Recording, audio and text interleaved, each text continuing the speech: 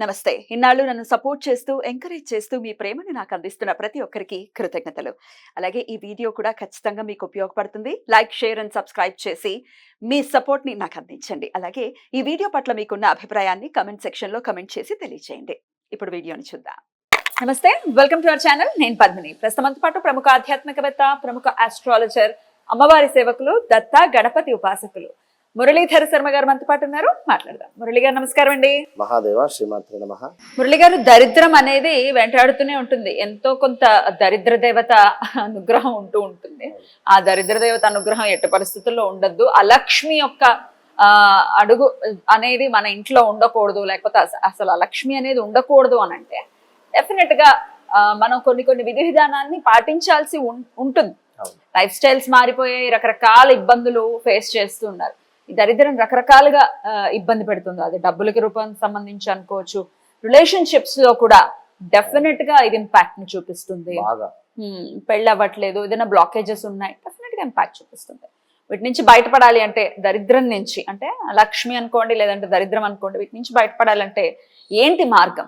తప్పకుండా అమ్మా. ముందుగా మీరు అనేటువంటి మాట ఏదైతే ఉందో, ఇక్కడ అసలు దరిద్రం అనేటువంటి మాట ఏదైతే ఉందో అదే దరిద్రమా? ఎందుకు అంటే అన్నద్దా మాట? ఎందుకు అంటే అవును, అసలు ఎవరు ఎలాంటి కోరిక అనేటువంటిది లేదు అనేటువంటి వాడు ఎవడైతే ఉన్నాడో వాడు దరిద్రుడు కాదు వాస్తవానికి. అంటే ఈ యొక్క ప్రజెంట్ ఉండేటువంటి సిచ్యువేషన్లో ఎన్నో రకాలైనటువంటి కోరికలతోనే మానవుని యొక్క జీవితము ఉదయం లేచినప్పటి నుండి సాయంత్రం అయ్యేదాకా అదే పరిస్థితిలో ఉంటుంది.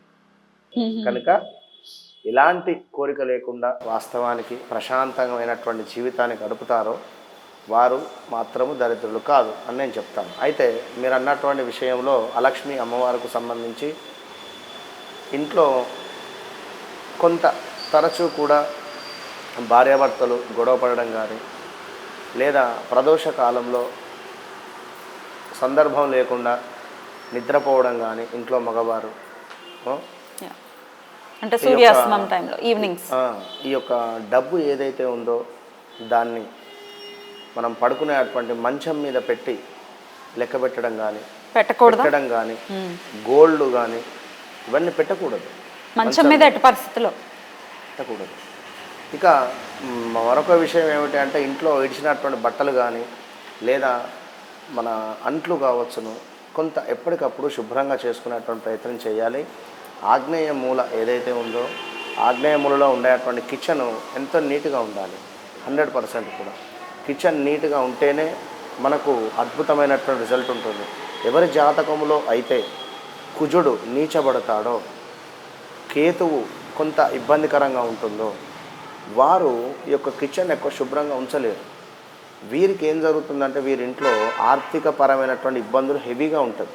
ఖచ్చితంగా కిచెన్ నీట్గా ఉండాలి. అయితే 100% ఖచ్చితంగా కిచెన్ కానీ, సింక్ కానీ, ఆగ్నేయ మూల కానీ కుదిరితే శుక్రవారము ఆగ్నేయ మూలలో చిన్నగా ముగ్గు వేసి దీపాన్ని కూడా పెట్టచ్చు.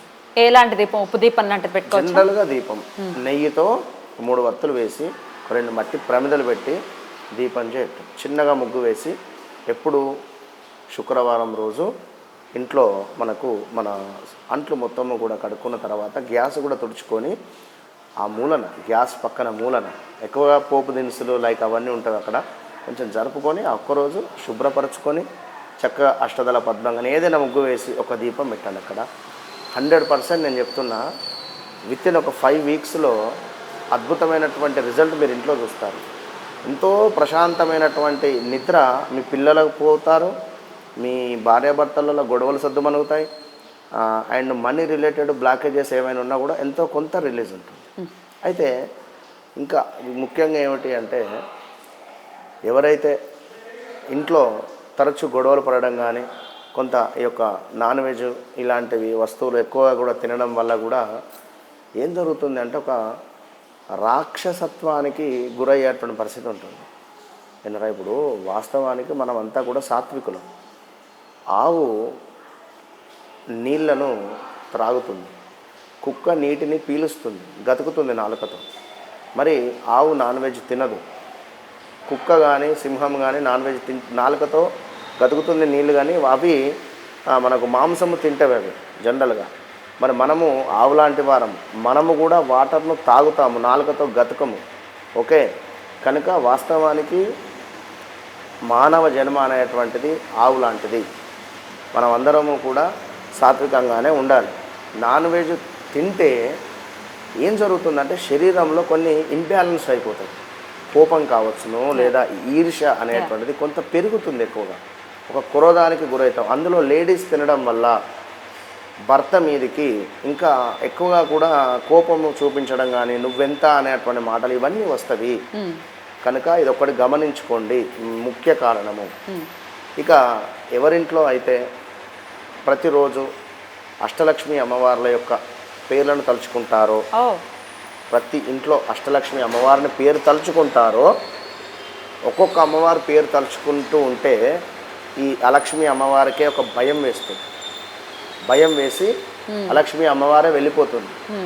అందులో భాగంగా ఆదిలక్ష్మీ దేవతాయై నమః, ఆదిలక్ష్మీ దేవతాయై నమః, ధనలక్ష్మి దేవతాయై నమః, ధాన్యలక్ష్మి దేవతాయై నమః, గజలక్ష్మి దేవతాయై నమః, సంతానలక్ష్మి దేవతాయై నమః, ధైర్యలక్ష్మి దేవతాయై నమః, జయలక్ష్మి దేవతాయై నమః, విద్యాలక్ష్మి దేవతాయై నమః. ఇట్లా రోజు దీపారాధన చేసేటప్పుడు ఈ అమ్మవారి యొక్క 8 నామాలు చేసుకొని దీపారాధన చేస్తే ఇంట్లో ఉండేటువంటి దరిద్ర దేవత కానీ, అలక్ష్మి అమ్మవారు కానీ భయపడి వెళ్ళిపోతుంది. ఎవరింట్లోనైతే ప్రతిరోజు ఈ మన అష్టలక్ష్మి అమ్మవారి పేర్లు రావో ఎక్కువగా అక్కడ తిష్ట వేసుకొని కూర్చుంటాం. కనుక చాలా అసలు నోటికి తిరిగేవే, ఏం పెద్ద కష్టపడేదేమి ఉండదు దీంట్లో కదా. అంతే,